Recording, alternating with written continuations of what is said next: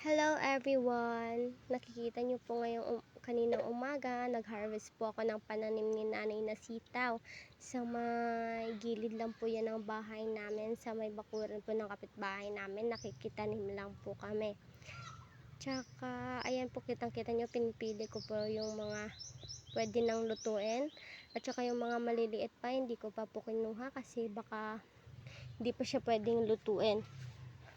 At yung iba po namin pananim ay mga maliliit pa po. Kaya di pa po namin pwedeng harvestin.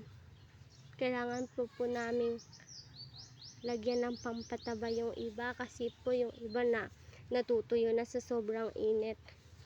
Kaya mamayang hapon po, lalagyan po namin yan ng pataba para po maging healthy yung tanim namin, tsaka maging fresh siya. Hindi siya malalanta ng basta-basta. Tsaka may mga pananim din po kaming iba.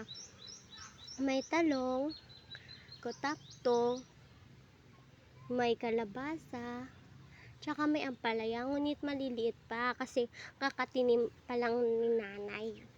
Mga ilang buwan or ilang weeks na lang din yun, pwede na pong harvest yan. Kaya kung ako sa inyo guys, mas gugustuhin ko na lang na magtanim ng mga gulay, prutas, kasi marami kayong aanihin kapag matyaga kayong nagtatanim. Kaya nga si nanay ang tyaga-tyaga niya pong magtanim, pero minsan lang po kasi ako tumutulong kasi po nag-aaral ako. Kaya ayan, ako na lang yung taga-harvest, minsan din ako taga-dilig.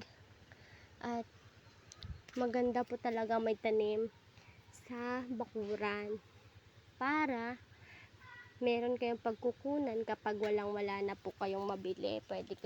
Pwede yang isahog sa mga ulam na gusto nyo.